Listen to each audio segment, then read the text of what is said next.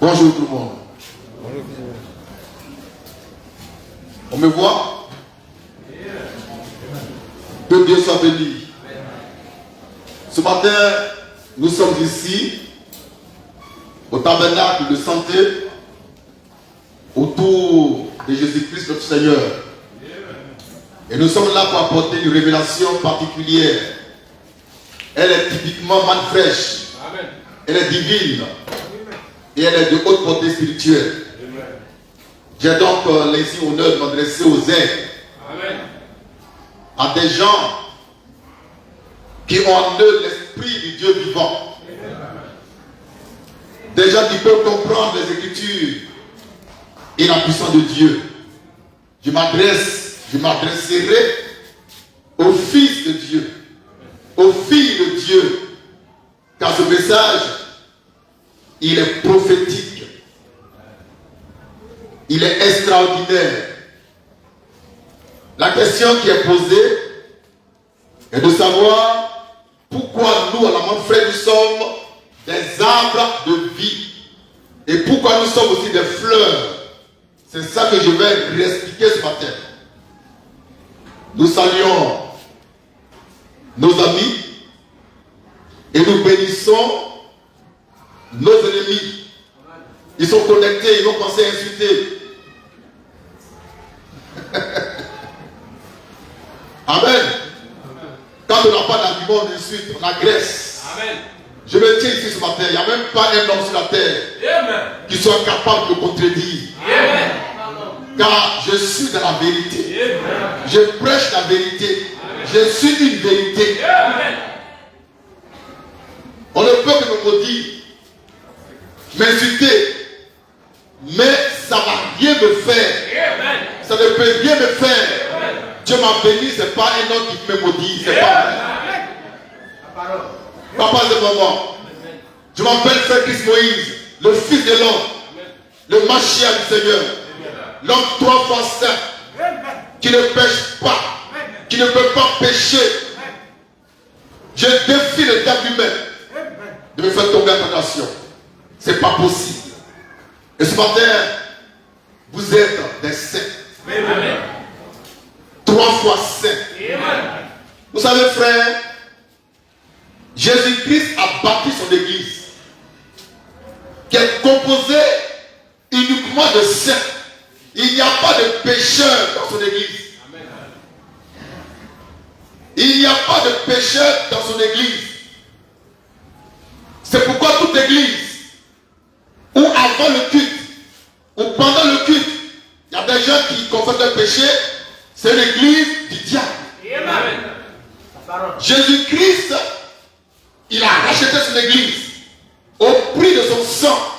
Cette église, elle est sainte, elle est pure, elle est glorieuse, elle est sans tache, ni ride, ni rien de semblable.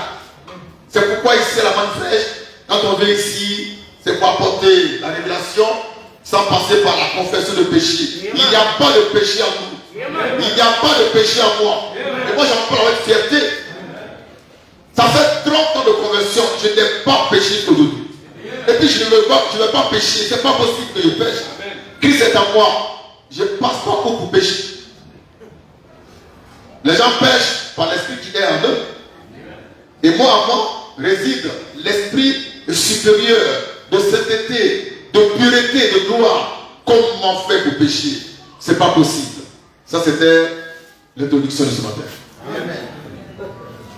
Maintenant, nous entrons dans le vif du sujet. Pourquoi sommes-nous à la Manne Fraîche des arbres de vie et des fleurs? Je vais expliquer ça posément afin que vous puissiez comprendre la pensée de Dieu pour nous et votre position en Christ, votre Seigneur. Car vous êtes des arbres de vie, vous êtes des fleurs. Je suis aussi un arbre de vie, une fleur. Mais pourquoi et comment? C'est ça que je vais expliquer.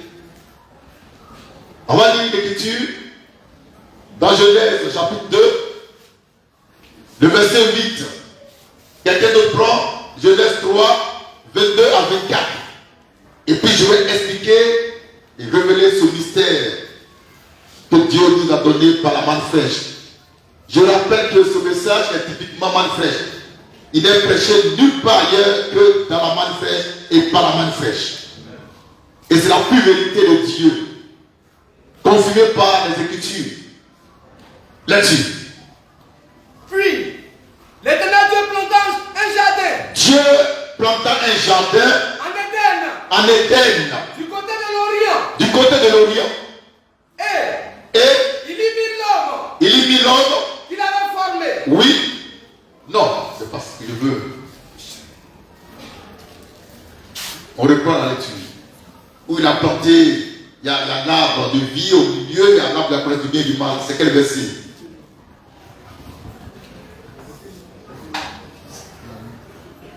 Verset 9. Donc de 8 à 9. Ok. Lecture. Puis l'Éternel Dieu planta un jardin en Éden. Dieu a planté un jardin en Éden. Du côté de l'Orient. Du côté de l'Orient. Et il y mit l'homme Il a mis l'homme dedans. qu'il avait formé. Oui.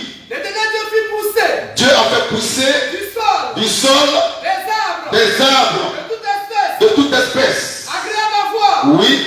et bon à manger. Et bon à manger. Et Et l'arbre l'arbre de la vie de la vie. au milieu du jardin. Oui. Et Et l'arbre de la connaissance du bien et du mal. et du mal. Ce matin, ce qui retiendra notre attention, si Dieu le veut, c'est l'arbre de la vie. Nous lisons maintenant Genèse 3, 22 à 24. Genèse 3, Oui, verset 22 à 24. oui. L'Éternel Dieu dit, Dieu dit, voici, l'homme est devenu l'homme est devenu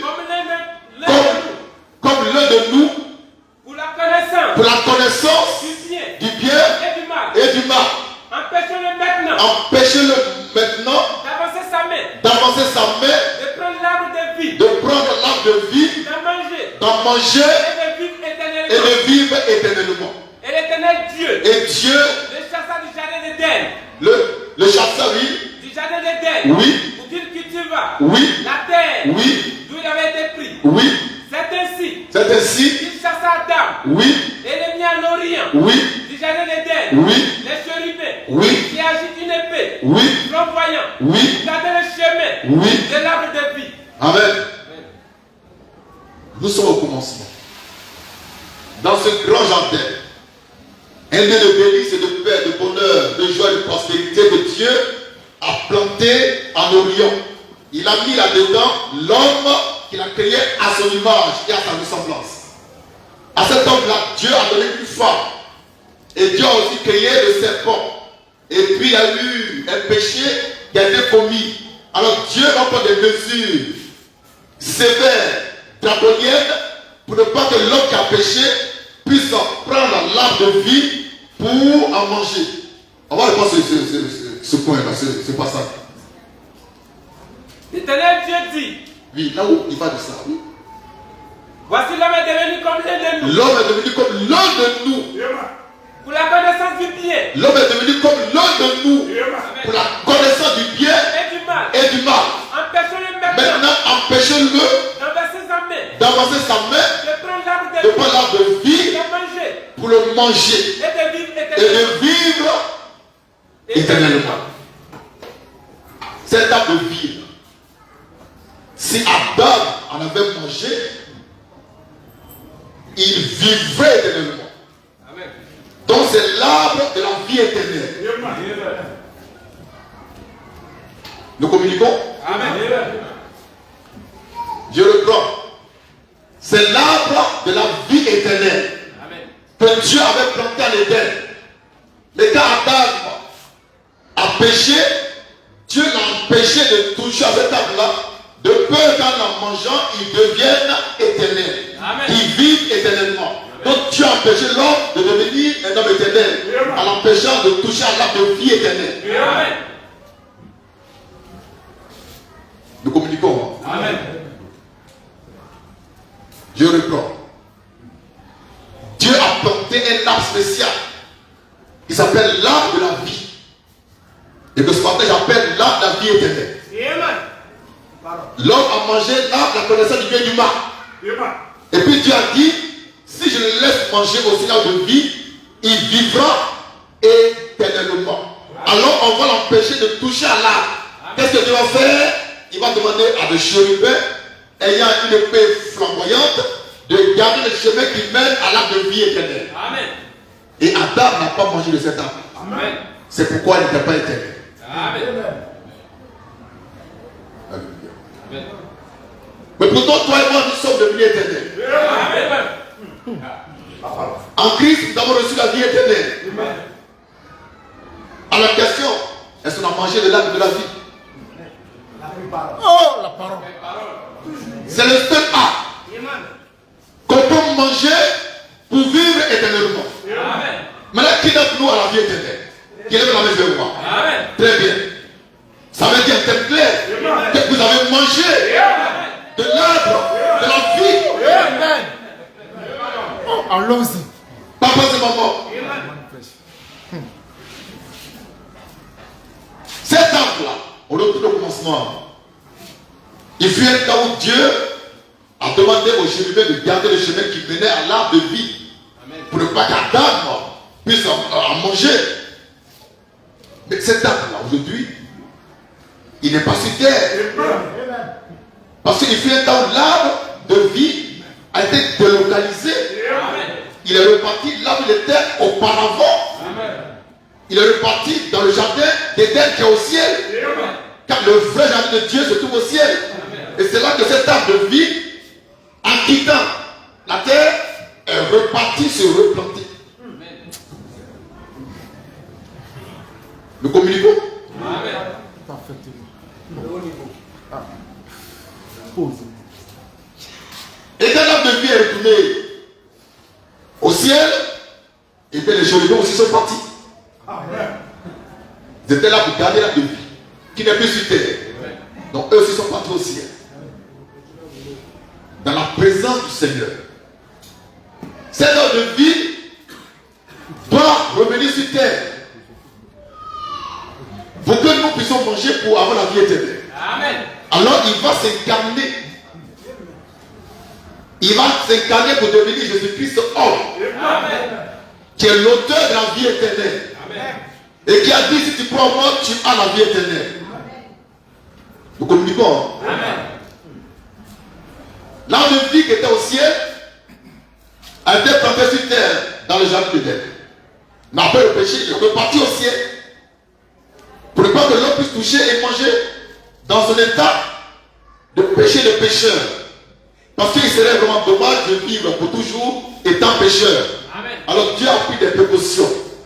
Il fait repartir la vie au ciel. Mais qui est revenu sous la forme d'un homme. Qui s'appelle Jésus-Christ. Homme. Amen. Dieu fait chair. La parole incarnée. Jésus-Christ que vous voyez, qui était en Israël, c'était l'arbre de vie sous la forme humaine. Amen. Amen. Pour communiquer et ouvrir la voie du salut, la voie de la vie éternelle. Amen.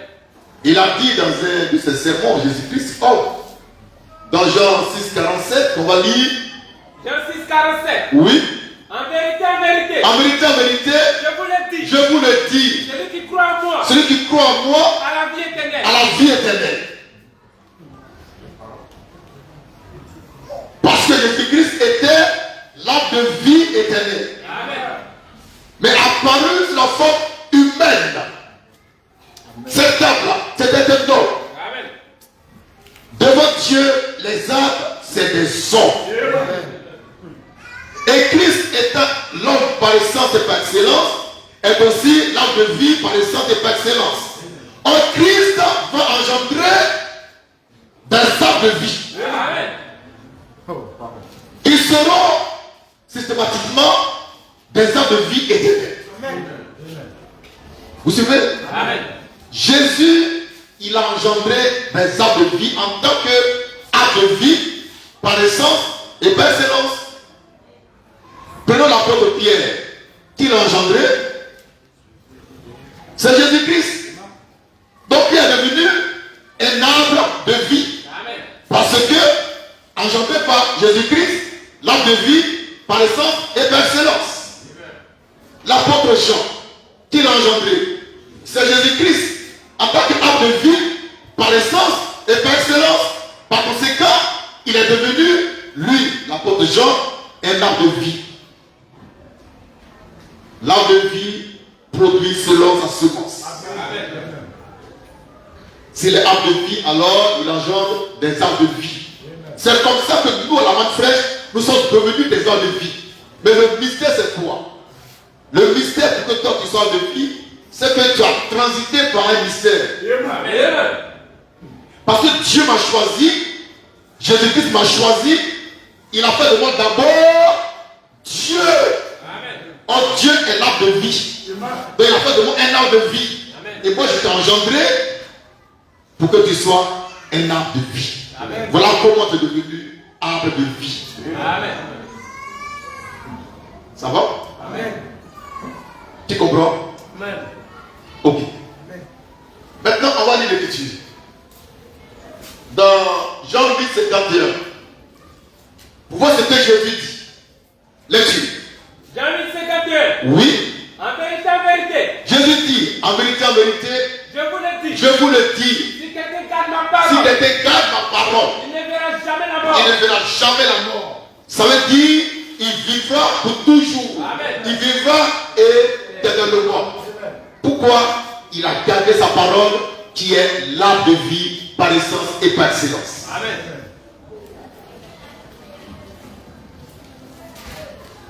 Est-ce que ça va? Amen.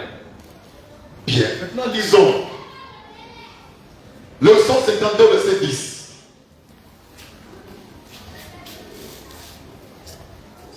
Psaume 52, le verset 10.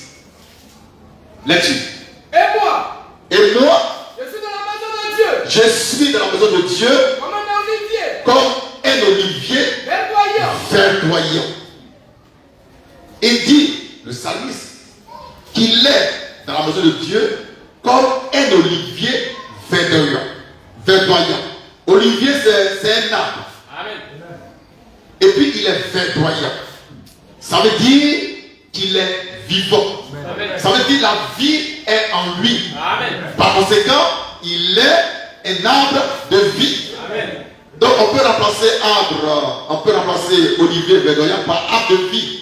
Donc celui qui est planté par Dieu dans sa maison est un arbre de vie. Car Dieu ne prend que des arbres de vie pour sa postérité. Dans la parabole du blé et de l'ivraie, le Fils de l'homme a planté le blé. Et puis la nuit, Satan est venu planter l'ivraie. Donc Dieu t'a planté dans sa maison pour que tu sois un arbre de vie. Et puis tu as en toi la vie éternelle. Quiconque a cette vie en lui est devenu un arbre de vie. Et en tant qu'arbre, nous produisons beaucoup de fruits qui sont les fruits du Saint-Esprit. Galates 5, verset 22. Les fruits que nous produisons, ou le fruit de l'esprit que nous portons, c'est l'amour, c'est la joie, c'est la fidélité, c'est la grâce, c'est la sainteté, c'est la paix, c'est l'onction. Voici les fruits que nous produisons en tant qu'arbre de vie. Il n'y a pas de fruits amers, mais des fruits doux et agréables à manger. Arbre de vie, c'est ce que tu es. C'est ta position en Christ. Tu es un arbre de vie. Et tu produis des fruits de vie éternelle.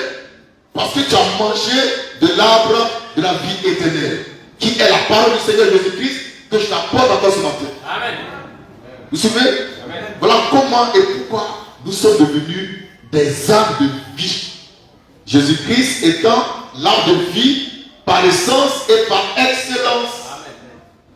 Amen. Et nous mourrons, mais nous vivons pour toujours. Amen. Autrement dit, nous on ne peut plus mourir.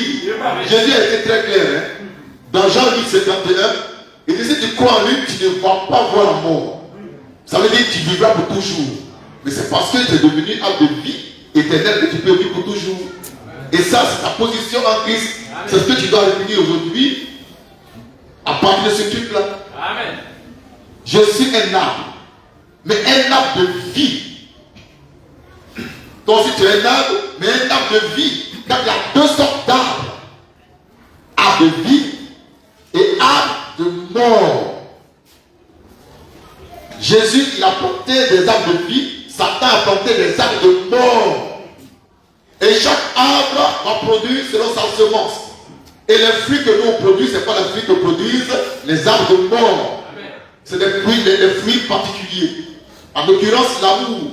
L'amour agapao, l'amour de Dieu, l'amour philéo, l'amour fraternel. La communion est parfaite parce que nous sommes des arbres de vie. En nous, il n'y a pas d'animosité. Il n'y a pas d'amertume. Je n'ai jamais expérimenté ça depuis que je suis en Christ, depuis 1990. Être dans la nature, avoir des animosités, être bizarre. Non, non, non. Les fruits qui sont en moi, c'est la paix, c'est la joie, c'est le bonheur, c'est l'onction, c'est la sainteté, c'est la prospérité. Tu ne me verras jamais assis comme ça. Jamais. Jamais. Jamais. Toujours anxieux, toujours triste. Non. C'est que tu es là de mort. L'arbre de vie, c'est la vie, c'est la joie, c'est la gaieté, c'est le bonheur, et puis c'est transmissible. Moi je communique à ma femme l'amour qui est en moi. Ça se transmet, l'amour de Dieu. Ça se communique la joie du Seigneur. Ça se donne, frère. Tu as le pouvoir de donner à qui je veux l'amour de Dieu qui est en moi. J'ai pris une fois ma femme dans mes bras, c'était une expérience extraordinaire qu'elle a vécue, surtout elle. Mais la force qui est rentrée dans son cœur, elle a commencé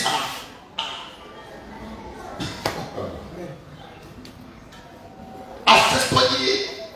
Elle était joyeuse, l'amour est rentré en moi. Oh, ça fait au moins 10 ans qu'on était mariés. Mais ce jour-là, il y a une transmission mystique d'amour. De moi dans son cœur. Par sa peau, dans son cœur. Et puis elle rend le témoignage. Je la voyais gradieuse, épanouie. Et depuis ce jour, l'amour est rentré en elle, ça ne sort pas. Ça ne peut pas sortir. Il y a une communication entre moi et mon épouse, qui a aussi arbre de vie comme moi. Mais elle vit comme moi. Je lui transmets la vie que Dieu m'a donnée. La même vie, je l'ai transmise à l'épouse ivoirienne. C'est pourquoi moi, je n'aime pas voir les gens toujours anxieux, désespérés, pensifs. Non, mais ils sont pensifs là. Ils parlent seuls dans les rues. Il y a quoi? Tu es un arbre de vie ou un arbre de mort? De ta bouche sortent les paroles de vie ou les paroles de mort. Mais c'est ça. Parce que quand je dis qu'on est arbre de vie, c'est pas un slogan. Est-ce que tu transmets ce qui est en toi? L'autre, c'est quoi? C'est la mort, c'est la vie. Tes paroles là, c'est la mort ou c'est la vie? Tu bénis ou que tu maudis? Ton frère, ta soeur, ta femme, ton mari, tes enfants. De toi sortent quel genre de paroles? Paroles de vie ou paroles de mort? Quel genre de pensée tu as? Pensée positive ou pensée négative? Pensée positive, c'est la pensée de l'arbre de vie qui est là. Mais les pensées obscures, ténébreuses, c'est la pensée de l'arbre de mort. Il y a deux sortes d'arbres. Ici, il n'y en a pas. Ici, on est des arbres de vie. Mais j'enseigne. Je te dis qu'il y a deux sortes d'arbres. Ne sois pas étonné de croiser quelque part dans la rue quelqu'un de très bizarre. Il est toujours agressif. Même quand il a un milieu, il est agressif. Il a un milieu, il est agressif. Il ne peut pas parler langage de douceur. Il est arbre de mort. Il n'a pas de vie en lui. Et cette mort, il la transmet à qui il veut.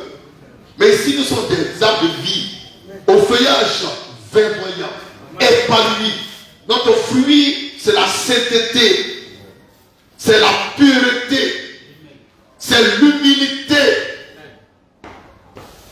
c'est la simplicité, c'est la divinité, c'est la gloire de Jésus-Christ et c'est l'éternité. Je suis un arbre de vie, un vrai. Tu ne peux pas trouver en moi de l'amertume, jamais, animosité. Je fais quoi ça? Papa, c'est mon moment. Est-ce que nous communiquons? Si ici à la manifeste tu es un olivier verdoyant, ça veut dire que tu es un arbre de vie. Amen. Le vert c'est la vie. Le vert c'est la vie. Et quand on voit ton feuillage, on veut venir se mettre à l'abri, à l'ombre de ton feuillage. Mais quand tu as un feuillage qui est sec, 45 degrés à l'ombre, tu vas venir vers toi. Tu es toujours agressif, tes crocs sautent, tes yeux rougissent, tu es prêt à parler mal. Tu es un âme de mort. Âme de vie, c'est la vie. Frère, c'est la vie et la vie, c'est la joie. La vie, c'est la gaieté. La vie, là, c'est le bonheur. La vie, c'est l'amour. C'est la miséricorde. C'est la bonté.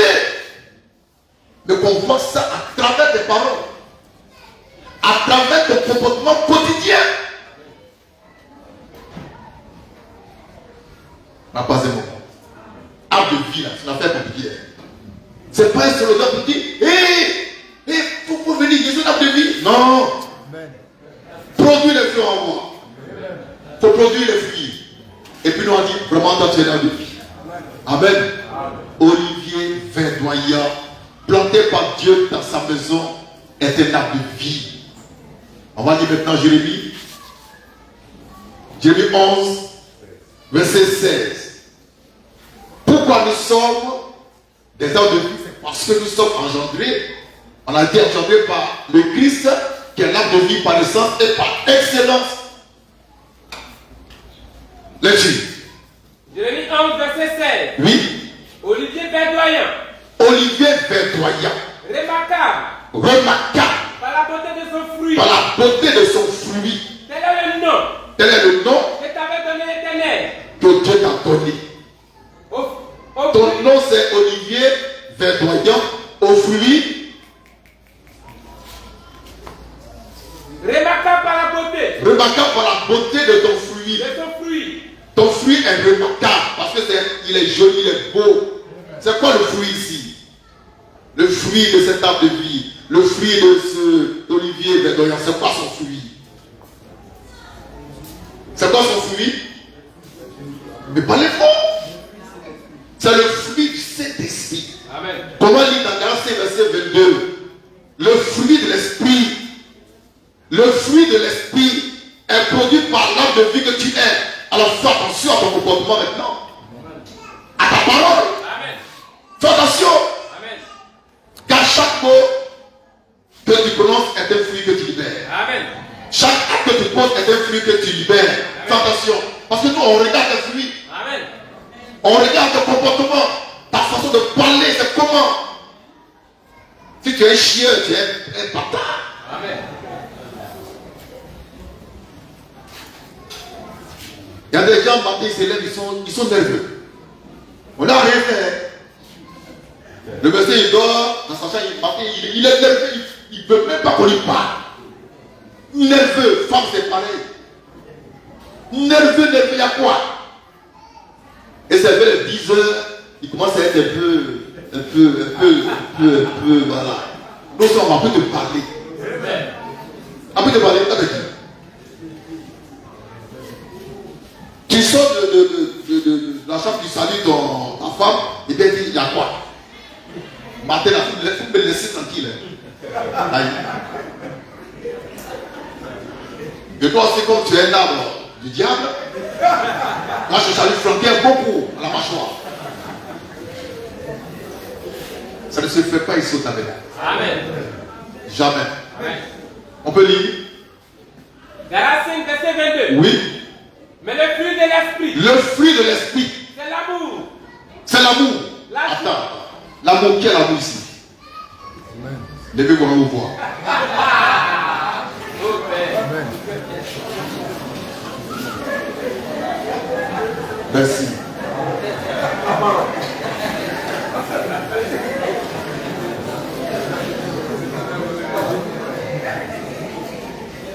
Donc, on a l'amour ici. Amen. Là-dessus. La joie, La joie. la paix. Qui a la joie ici? Amen. Donc, ce matin, tu es joyeux. Amen. Tu es sûr. Amen. Là-dessus. La paix. La paix. Qui a la paix ici? On dirait que les mains, ça diminue un peu. Au fur et à mesure qu'on avance, ça diminue. Là-dessus. La patience. Ah ah. La patience. La patience. Amen. La patience. Qui est patient ici? Les noms diminuent là.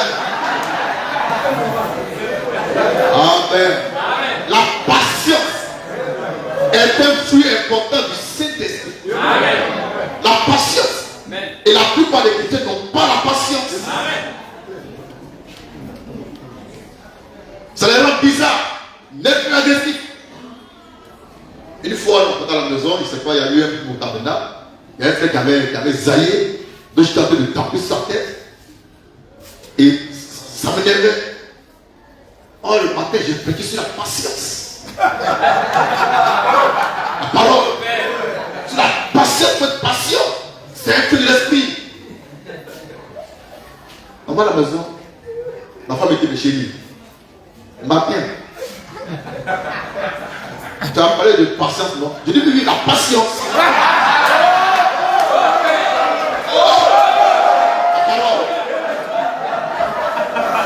Elle dit, mais sois patient par rapport au frère là.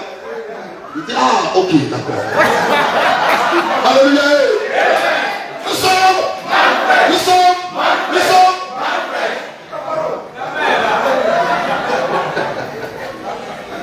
La patience, c'est un grand fruit. Quand tu as ça, tu es tranquille. Donc je redemande encore. Qui est patient dans ce tabernacle? Amen. Amen. Merci. Tout ça, c'est le fruit de l'arbre de vie. Car la patience, c'est la vie de Dieu. Là-dessus, La bonté. la bonté qui est bon ici. Je ne dis pas qui est gentil. Amen. Non, on baisse les mains d'abord. Je ne dis pas qui est gentil. Je dis qui est bon.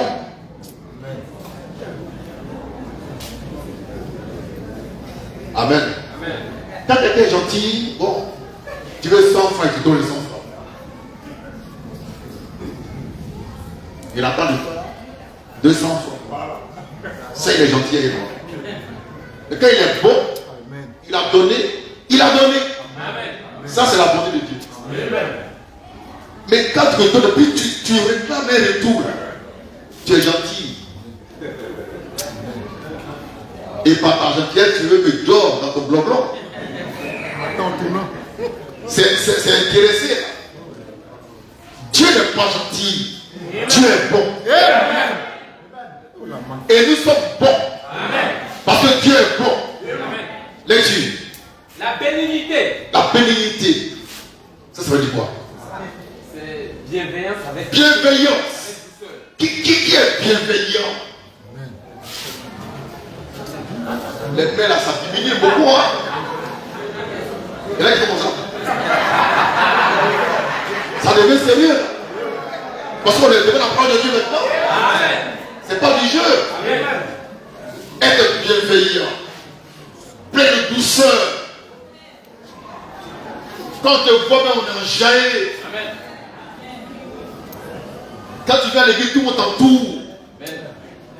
Mais toi, quand tu viens, on te fuit. Tu n'es pas bienveillant. Tu n'es pas accueillant. Tu n'es pas patient. Tu n'es pas bon. Mais tu es gentil. Tu n'es pas amour. Là-dessus. La fidélité. La fidélité. Ah, ça.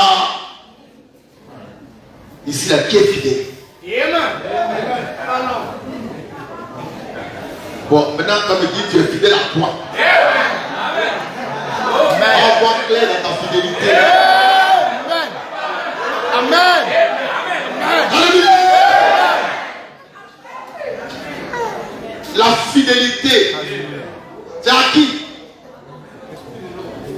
Donne-moi le micro.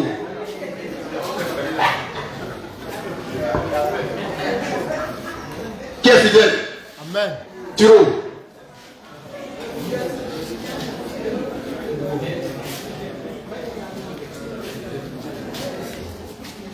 Faut dire que moi je suis fidèle. Au fil de l'homme, quand je t'ai envoyé prêcher, tu es parti. Tu as recommencé. Donc tu vas arrêter. Donc il n'y a pas de fidélité. Amen. Il est fidèle, effectivement. Amen. Oui. La douceur. Amen. La douceur. Amen. Et ça, j'aimerais interroger quelques femmes. Pourquoi si elles sont douces à la maison, la douceur. Dans le micro. Nous commençons par la droite. Là, la même où je te désigne. Ah, il y a une main levée, viens ici. Amen.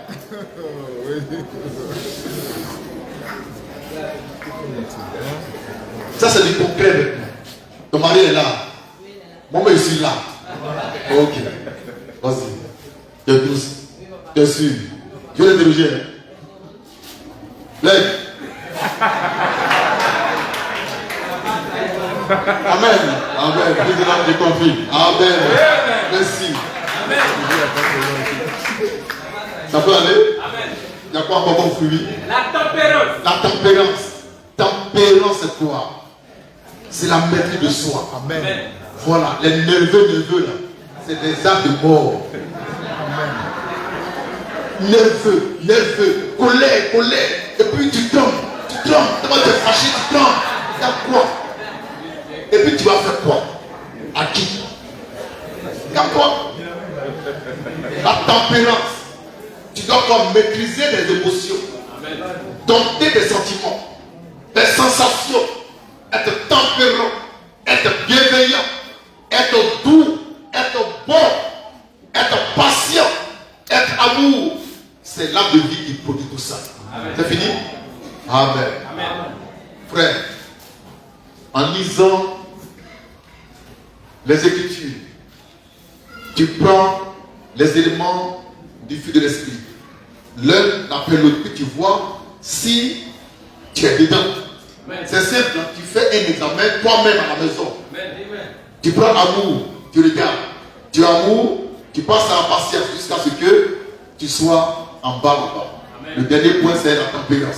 Si tout ça est en toi, c'est que tu es un vrai âme de vie, on peut te faire confiance. L'âme de vie produit la vie. Il produit la joie. Il produit la prospérité. Il produit l'amour. Dans mon foyer, je parle de ça il y a longtemps. Dans mon foyer, il n'y a pas de clipo, il n'y en a pas. Je ne suis pas un dictateur. Je ne suis pas un despote. Je ne suis pas un monarque. Tu ne vas même pas entendre ma voix. Je ne suis pas à la maison. Demandez à ceux qui sont avec moi. Mais il y a des foyers là. Un petit verre là-dedans s'est cassé. Ah non. Non, c'est longtemps qu'il descend dans ta maison. À cause d'un petit verre qui est cassé, on va t'avoir quelqu'un. Bon, je te comprends. Il a fallu 2 ans pour payer un verre. Moi, si quelqu'un vient casser ça, ça te met en colère, mais quand même, tu es un âme de vie là. Amen. Donc frère, c'est tellement sérieux que chacun doit faire attention à son comportement à la maison. À la maison. La vie chrétienne se vit à la maison.